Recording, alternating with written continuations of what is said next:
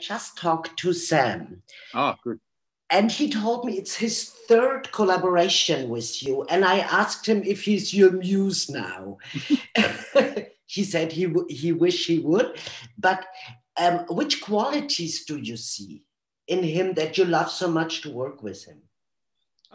I think that Sam is so flexible as a performer. And like the first film I did with him, Free Fire, he was playing about as far from himself as possible, doing an American accent and playing a drug addict and a maniac and all this kind of stuff. And but he was so intelligent with that performance. I thought, oh, he could do anything, you know. But we have, I'm sure he told you, but we had a joke between us that this is the kind of the swine trilogy. Like we've made 3 movies together where he's an absolute swine, and I just enjoy seeing him play the swine. You know, I want him. This is the point of saying it. Yeah. Right. So he plays swine very well, right? He does, and he's very. There's a thing about him that he's very cheeky and minxy.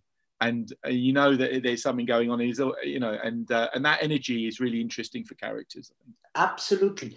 Also, what I love to see, Rebecca, because it's kind of this gaslighting what happens, you know. Man, we all, not we all, but, you know, we know that happens, and it's kind of never falls out of time. What did you see in the, you know, in Rebecca, which you thought, oh, I want to bring it on screen again? Yeah, it's that, and it's the levels of reality. It's not just Danvers gaslighting Rebecca, the gaslighting the second Mrs. De Winter.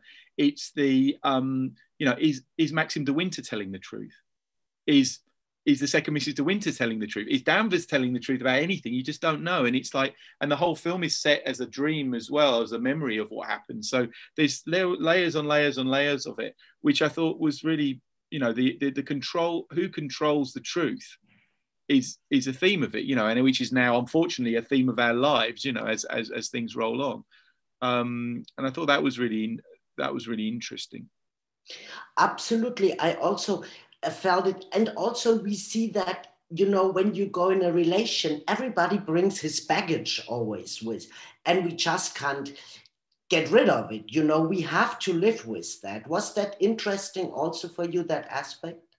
Yeah, I think so. I think that's the worry, isn't it? That something from the past will always kind of rise up and destroy what you have, you know, and that's something that, but that's the you know, the way that it's structured is that you think when I read the original script, I was completely blindsided by it. You know, when they get to the boathouse and Maxim De Winter is kind of making his confession, I never thought for a minute that was going to be what he was going to say. You know, when I read it, I went, whoa! And I think that was the moment, you know, that I was pulled straight into it. I thought, oh, I have to make this. Also, you know, everybody will say, yeah, but Hitchcock did Rebecca before. Was that important to you, and were you scared to take on a project like that? No, I mean, I think that the fear for me is doing justice to the du Maurier novel. That's where the pressure is. You know, the Hitchcock film is, you know, there's 2 TV adaptations as well of it. So it's like there's lots of stuff, you know, other versions of it. But I think it's more doing, you know, it's being given the book, which is such a brilliant book, and then doing that right. I mean, that's where the pressure lies for me. Absolutely. And very last question, because it's so important for all of us. We are so happy in times like that to have streaming platforms like Netflix. But are you worried that cinema, the theaters, will die even more than now? And what does that mean for you as a filmmaker? I think that the whole cinema business is in flux always. You know, since like the turn of the century, it's been changing. It survived the television, it survived VHS and DVD and streaming, and it will mutate into something else. And I think when you work in it, that's what you have to just get used to, because it's like, you know, I've done 9 features in the last 10 years, and every time we've released something, everything's been different. You know, so it's just different all the time. So you've just got to, I find I just have to relax and not project too far into the future. I think people always want to see films, and they'll probably always want to go out into cinemas. You know, only this COVID thing has put a dent in that. So I think they'll come back afterwards. I wouldn't panic overly about it. Thank you so much, Ben. It means we all have to stay flexible, and thank you. Have a wonderful day.